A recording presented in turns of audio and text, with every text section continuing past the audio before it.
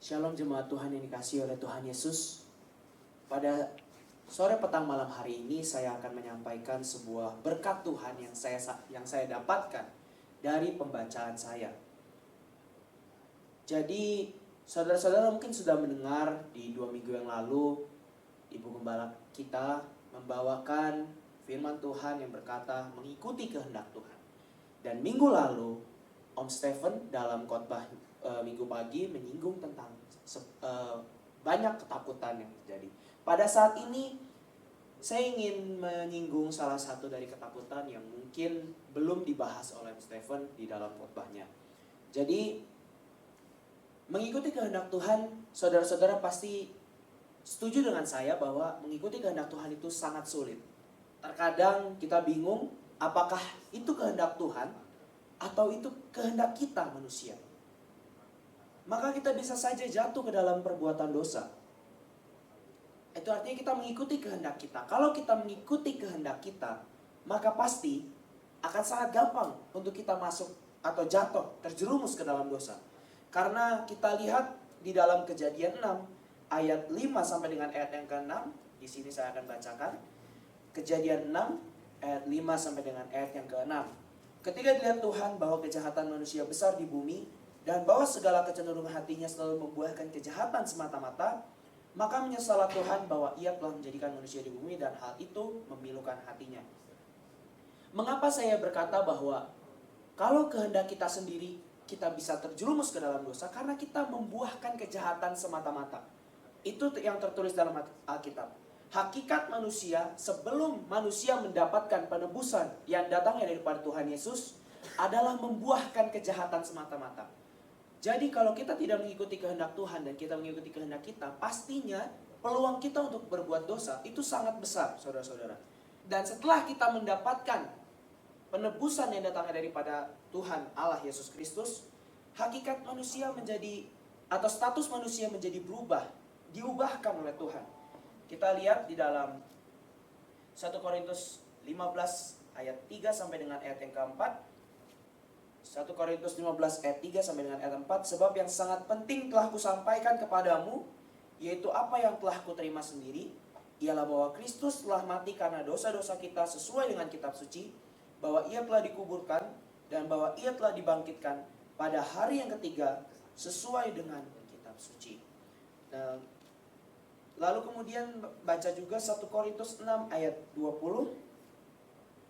Sebab kamu telah dibeli dan harganya telah lunas dibayar, karena itu muliakanlah Allah dengan tubuhmu. Kita menjadi lunas dibayar oleh darah Tuhan Yesus Kristus. Kita sudah menjadi manusia baru, kita sudah ditebus dari dosa-dosa kita. Hakikat kita seharusnya adalah mengikuti kehendak Tuhan, bukan mengikuti kehendak kita sendiri. Tetapi kenapa kita masih bisa mengikuti kehendak kita? Nah, kenapa kita bisa masuk dan terjerumus mengikuti kehendak kita dan jatuh ke dalam dosa? Karena hakikat manusia tersebut tidak bisa lepas dari kemanusiaan kita. Jadi kedagingan itu masih akan selalu ada. Maka dari itu Paulus selalu mengingatkan dalam Galatia 5 bahwa perbuatan daging itu nyata, tetapi perbuatan roh adalah kasih, sukacita, damai sejahtera, kesabaran, kemurahan, kebaikan, kelemah lembutan, penguasaan diri, dan tidak ada hukum yang menentang hal-hal itu. Tetapi kenapa masih ada perbuatan daging? Karena itu masih melekat di dalam hakikat kita sebagai manusia.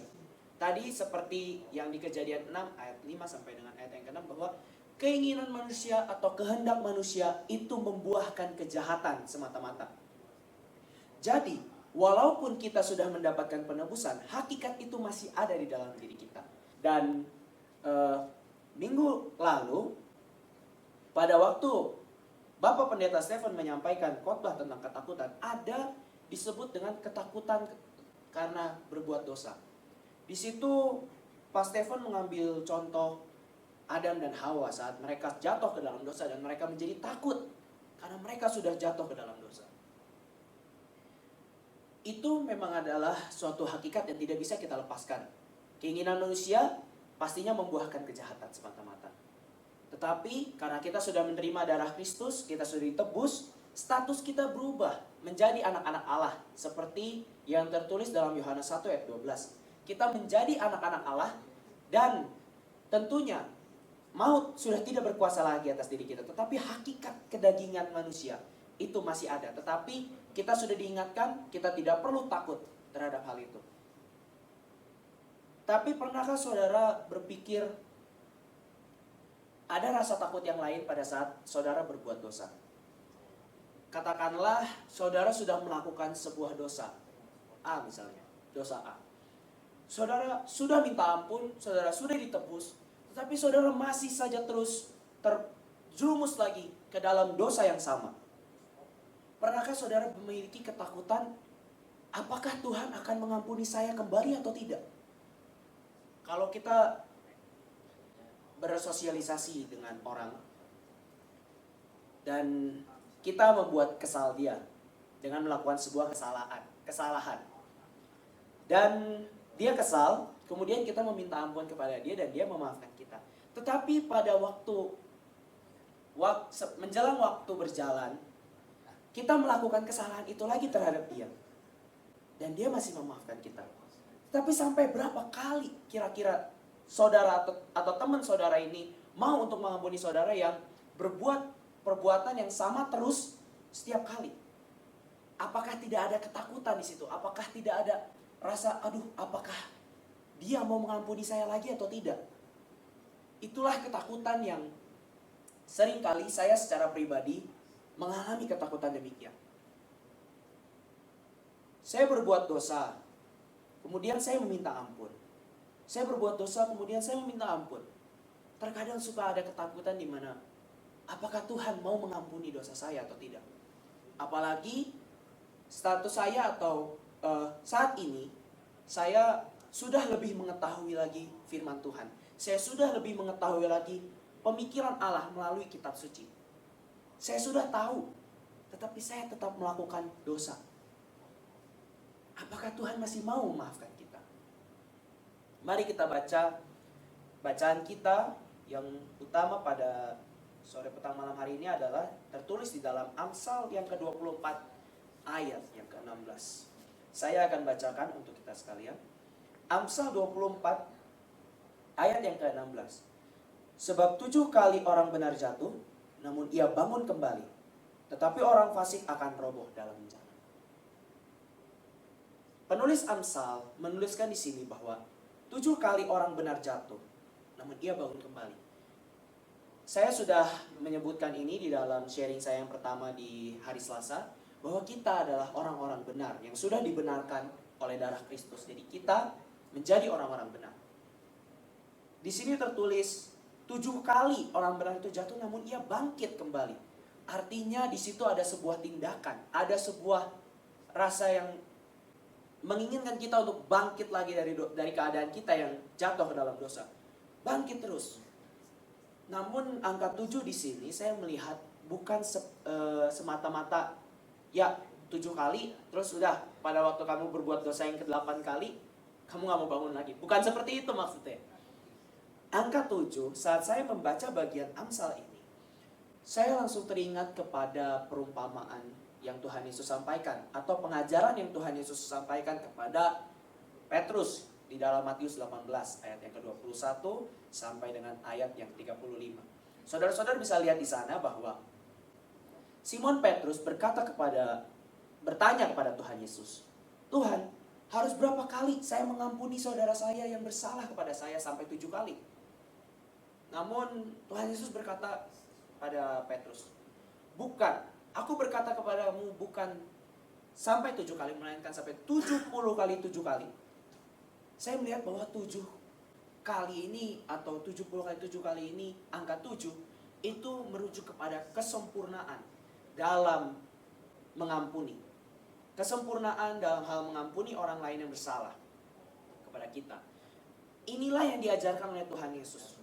Dan kalau saudara masih memiliki ketakutan, apakah Tuhan akan mengampuni saya? Saya percaya jawabannya pasti. Pasti Tuhan mengampuni saudara. Mengapa demikian? Karena Tuhan Yesus sendirilah yang mengajarkan hal ini kepada Petrus. Tuhan Yesus mengajarkan ampuni sampai 70 kali 7 kali itu artinya tidak terhingga sama sekali. Tetapi karena 7 merupakan angka sempurna, jadi ini merupakan sebuah penggambaran yang sangat sempurna mengenai pengampunan. Begitu pula pasti yang pengampunan yang Tuhan berikan bagi kita. Pengorbanan Tuhan Yesus tidak bisa dibandingkan secara hitung-hitungan matematika. Misalnya Tuhan Yesus mati sekali, namun kita berdosa 7 kali atau bahkan lebih. Tetap kuasa pengampunan itu tetap ada. Kuasa pengampunan Tuhan Yesus, pengorbanan Tuhan Yesus tidak terbatas kepada perbuatan daging kita atau pada saat kita terjerumus melakukan kehendak kita. Sebenarnya tidak terbatas. Tapi kita di Amsal pasal yang ke-24 ini, kita umat manusia diingatkan untuk kembali berdiri. Jangan kita hanyut kepada perasaan di mana kita sudah berdosa dan kita terus mengasihani diri, terus merasa tidak layak di hadapan Tuhan, terus merasa kasihan kepada diri sendiri. Jangan kita terjebak kepada keadaan demikian, tetapi kita harus bangkit dan meminta ampun kepada Tuhan. Tetapi jangan kita memandang rendah pengampunan tersebut. Tadi saya katakan bahwa Tuhan Yesus mengajarkan kepada Simon Petrus, ampuni sampai 70 kali atau artinya tidak terbatas. Dan itu merupakan angka kesempurnaan dan Tuhan Yesus pasti mengampuni saudara-saudara yang mengakui dosa saudara di hadapan Tuhan. Tetapi jangan kita memandang rendah pengampunan tersebut. Jangan kita berkata bahwa saya mau melakukan dosa ini nanti pasti Tuhan ampuni. Itu artinya kita sedang memandang rendah pengampunan yang Tuhan Yesus berikan. Apa yang dikatakan pada Alkitab mengenai hal ini? Dari Alkitab kita akan menemukannya di Nahum 1 ayat 3a, kemudian dalam Roma 2 ayat 4. Nahum 1 ayat 3a saya akan bacakan terlebih dahulu. Tuhan itu panjang sabar dan besar kuasa, tetapi Ia tidak sekali-kali membebaskan dari hukuman orang yang bersalah. Kemudian dilanjut pada Roma pasal yang kedua. Roma pasal yang kedua ayat yang keempat. Maukah engkau menganggap sepi kekayaan kemurahannya, kesabarannya, dan kelapangan hatinya? Tidakkah engkau tahu bahwa maksud kemurahan Allah ialah menuntut engkau kepada pertobatan? Jadi Alkitab mengingatkan kita, Tuhan memang panjang sabar. Tuhan pasti mengampuni setiap dosa kita. Seberapa kali pun kita berbuat dosa, saat kita meminta pengampunan dari Tuhan, Tuhan pasti akan mengampuni. Namun maukah kita menganggap sepi? Tadi di dalam surat Roma, Rasul Paulus menuliskan demikian. Maukah engkau menganggap sepi kekayaan kemurahannya, kesabaran dan kelapangan hatinya? Tidakkah engkau tahu bahwa maksud kemurahan Allah ialah menuntut engkau kepada pertobatan? Jadi Tuhan mau menuntut kita kepada pertobatan. Kalau Tuhan masih sabar, kalau Tuhan masih mau mengampuni kita, kita artinya harus semakin bersungguh-sungguh bertobat kepada Tuhan. Inilah yang saya renungkan. Kadang kita suka melakukan kehendak kita dengan berbagai-bagai dalih. Dan kita suka seenak-enaknya kita saja gitu. Kita sudah ditebus, kita sudah dimenangkan, kita sudah dibebaskan dari dosa, ya udah kita seenaknya saja berbuat dosa. Nanti Tuhan ampuni lagi kok. Tuhan kan baik, Tuhan kan panjang sabar. Betul. Tetapi lihat di kitab Nahum tadi. Tuhan itu panjang sabar dan besar kuasa, tetapi Ia tidak sekali-kali membebaskan dari hukuman orang yang bersalah. Jadi, pada saat kita jatuh ke dalam dosa, selalu akan ada kesalahan atau hukuman yang akan kita terima. Kesalahan itu berasal dari mana? Ya berasal dari dosa itu sendiri. Misalnya, kesaksian. Saya terjerumus ke dalam dosa pornografi. Kemudian, pastinya saya sudah melihat gambar-gambar yang aneh-aneh.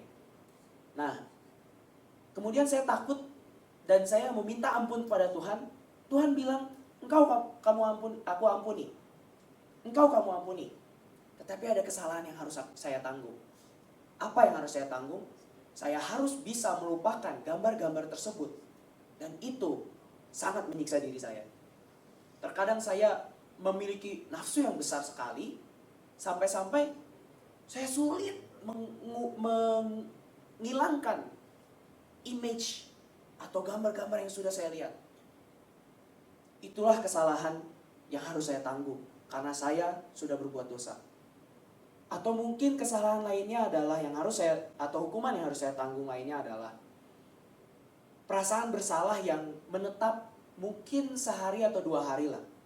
Setelah itu barulah saya merasa bebas. Setelah itulah barulah saya merasa free, saya merasa bersih.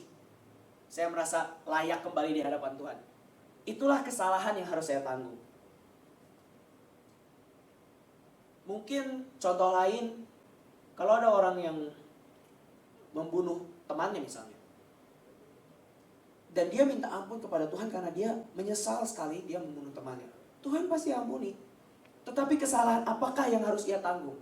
Hukuman apakah yang harus ia tanggung? Mungkin dia masuk penjara, mungkin dia harus mengalami denda juga, sehingga itu akan membuat dia merasa bahwa oh iya, ternyata saya sudah berbuat salah, ternyata saya berbuat kehendak saya sendiri. Inilah kesalahan yang harus saya tanggung. Tuhan tidak sekali-kali membebaskan dari hukuman orang-orang yang bersalah. Itulah yang saya lihat. Selain itu, ada lagi jaminan pengampunan dosa yang diajarkan di dalam doa Bapa kami.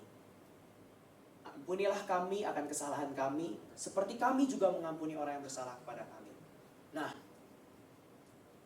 pikirkan perasaan orang yang tadi yang saya contohkan. Misalnya, saudara bersalah kepada teman saudara. Kesalahan saudara adalah A misalnya. Terus kemudian teman saudara ini mengampuni saudara. Tetapi pada waktu berjalannya waktu, saudara melakukan kesalahan A lagi kepada teman saudara ini. Pikirkanlah kesulitan yang dialami oleh teman saudara ini dalam mengampuni saudara. Begitu pula kita harus memikirkan kesulitan itu, kesulitan mengampuni orang, karena kita adalah umat manusia, pasti sulit mengampuni orang. Saya jujur, mengampuni orang itu sulit. Mengampuni orang itu tidak mudah. Tetapi kita harus memikirkan ini dari sudut pandang Tuhan. Tuhan selalu mengampuni kita lagi dan lagi. Saat kita mengakui dosa kita, Tuhan selalu mengampuni dan mengampuni. Pikirkanlah perasaan Tuhan itu. Perasaan kesulitannya dalam mengampuni. Mengampuni itu tidak mudah, saudara. Apalagi pengampunan yang sangat sempurna yang diberikan oleh Tuhan Yesus. Itu pasti sangat berat.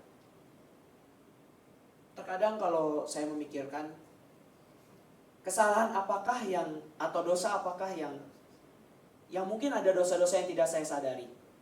Terkadang saya lupa berdoa, terkadang saya melupakan Tuhan, terkadang saya juga lupa baca Alkitab. Dan Tuhan mengampuni itu semua. Bayangkan betapa sakitnya hati Tuhan saat kita melakukan itu. Dan bayangkan betapa sulitnya Tuhan melepaskan pengampunan kepada kita. Itulah perumpamaan yang disampaikan oleh Tuhan Yesus juga kepada Petrus pada sambungan pengajaran mengampuni 70 kali 7 kali. Tentang seorang hamba yang berhutang dan ia memohon belas kasihan kepada raja tersebut. Dan raja itu akhirnya membebaskan hutangnya. Tetapi orang yang sudah dibebaskan hutangnya ini menagih dengan kasar kepada temannya yang berhutang lebih sedikit. Mendengar hal itu, raja ini menjadi murka. Dan akhirnya orang yang dibebaskan hutangnya tadi diserahkan kepada algojo-algojo. Dan harus membayar hutangnya. Kalau kita mau dosa kita diampuni oleh Tuhan, jangan lupa untuk kita menghargai pengampunan tersebut. Jadi menghargainya dengan cara, kalau misalnya kita berdosa, kita mau diampuni oleh Tuhan, kita juga harus belajar untuk mengampuni orang lain. Sulit nggak? Sulit. Mengampuni orang lain itu sulit. Pikirkanlah dari segi itu. Kalau kita berpikir dari segi itu, maka kita tidak akan pernah menganggap ringan pengampunan yang Tuhan berikan atas kita. Jadi, ingat, Tuhan pasti ampuni kita. Pasti Tuhan mengampuni kita karena tertulis di dalam 1 Yohanes 1 ayat 9. Saya akan bacakan untuk kita sekalian. 1 Yohanes 1 ayat yang ke-9. Jika kita mengaku dosa kita, maka Ia adalah setia dan adil, sehingga Ia akan mengampuni segala dosa kita dan menyucikan kita dari segala kejahatan. Kalau saudara-saudara berbuat dosa, jangan ragu dan jangan takut untuk kita meminta ampun pada Tuhan. Kita datang dalam doa, kita akui dosa kita, kita akui kesalahan kita di hadapan Tuhan. Pada saat kita sudah mengakui kesalahan kita di hadapan Tuhan, Tuhan pasti ampuni. Tetapi ingat, jangan pernah anggap enteng itu. Karena satu, pengampunan itu sulit untuk dilepaskan. Hargai orang yang melepaskan pengampunan terhadap dosa kita. Dalam hal ini kita menghargai Tuhan yang sudah mengampuni kita. Dan juga ingat, akan ada selalu kesalahan yang harus kita tanggung. Jadi jangan pernah anggap enteng pengampunan yang Tuhan berikan. Dan kalau kita selalu berpikir untuk menghargai pengampunan yang Tuhan berikan, kita pasti lebih bisa mensyukuri kembali apa yang Tuhan Yesus sudah lakukan dalam hidup kita, saudara-saudara, umat Kristen yang dikasihi oleh Tuhan. Apa yang Tuhan Yesus sudah lakukan untuk mati di atas kayu salib, untuk menebus kesalahan kita, supaya kita bisa mengikuti kehendaknya. Bukan mengikuti kehendak kita manusia yang perbuatannya membuahkan dosa atau kejahatan semata-mata. Tapi kita bisa mengikuti kehendak Tuhan. Dan pada saat saudara sedang mengikuti kehendak Tuhan dan saudara gagal, saudara terjerumus ke dalam dosa, jangan ragu dan jangan takut untuk minta pengampunan pada Tuhan. Sama saudara belajar untuk tidak mengulangi kesalahan itu lagi. Dan jangan pernah takut untuk meminta pengampunan dan khawatir Tuhan tidak akan pernah mau mengampuni lagi. Tidak ya, Tuhan mau mengampuni lagi, tidak ya, Tuhan pasti mengampuni. Tapi ingat, jangan anggap remeh pengampunan yang datang dari Tuhan. Terpujilah nama Tuhan, demikianlah firman Tuhan. Kiranya Tuhan memberkati kita semua. Amin.